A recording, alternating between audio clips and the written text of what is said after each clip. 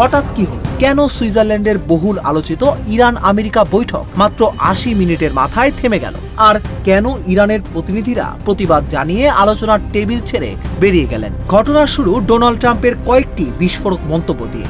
সামাজিক যোগাযোগ মাধ্যম ও টেলিভিশনের সাক্ষাৎকারে ট্রাম্প ইরানকে কড়া ভাষায় সতর্ক করে বলেন, লেবাননে ইরান সমর্থিত গোষ্ঠীগুলোকে থামাতে হবে, না হলে আবারও কঠোর ব্যবস্থা নেওয়া হবে। শুধু তাই নয়, হরমুজ প্রণালী নিয়ে ট্রাম্পের মন্তব্য ইরানে ব্যাপক ক্ষোভের জন্ম দেয়। ইরানি প্রতিনিধিরা অভিযোগ করেন, শান্তি আলোচনা চলাকালে এ ধরনের হুমকি শুধু কূটনৈতিক শিষ্টাচার লঙ্ঘনই নয়, বরং তাদের নিরাপত্তার জন্য উদ্বেগের কারণ। এরপরই সুইজারল্যান্ডে চলা বৈঠকের প্রথম সেশন প্রায় ৮০ মিনিট পর থেমে যায়। ইরানের রাষ্ট্রীয় সংবাদ মাধ্যমগুলো দাবি করে, ট্রাম্পের মন্তব্যের প্রতিবাদে প্রতিনিধি দল বৈঠকস্থল ত্যাগ করে। তবে এখানে সবচেয়ে গুরুত্বপূর্ণ বিষয় হলো, আলোচনা পুরোপুরি ভেঙে যায়নি। একটি ইরানি সূত্র জানিয়েছে, বৈঠক আপাতত স্থগিত হয়েছে, কিন্তু শেষ হয়ে যায়নি।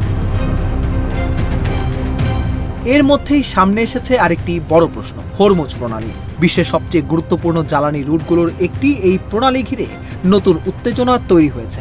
ইরানের সামরিক বাহিনীর পক্ষ থেকে দাবি করা হয়েছে, মার্কিন প্রতিশ্রুতি ভঙ্গ এবং লেবাননে ইসরায়েলি হামলা অব্যাহত থাকায় তারা প্রণালী বন্ধের ঘোষণা দিয়েছে। অন্যদিকে যুক্তরাষ্ট্র বলছে, জাহাজ চলাচল অব্যাহত রয়েছে এবং তেল পরিবহন বন্ধ হয়নি।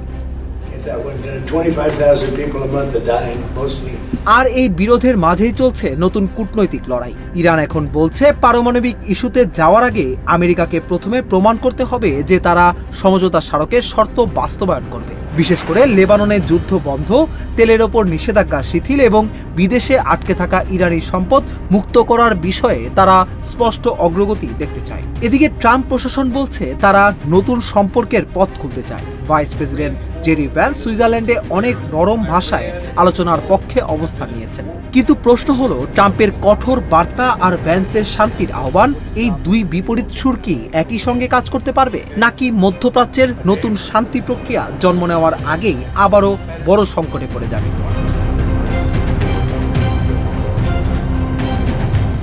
এখন পুরো বিশ্বের নজর সুইজারল্যান্ডের দিকে, কারণ এই আলোচনা সফল হলে মধ্যপ্রাচ্যের রাজনৈতিক মানচিত্র বদলে যেতে পারে। আর যদি ব্যর্থ হয়, তাহলে হরমুজ প্রণালী, তেলের বাজার এবং পুরো অঞ্চলের নিরাপত্তা আবারও ভয়াবহ অনিশ্চয়তার মুখে পড়তে পারে। একটি বৈঠক মাত্র ৮০ মিনিট, আর তারপরেই নতুন করে শুরু হয়েছে প্রশ্নের ঝড়। এখন দেখার বিষয়, এই উত্তেজনা ঠিক কতদূর যায়।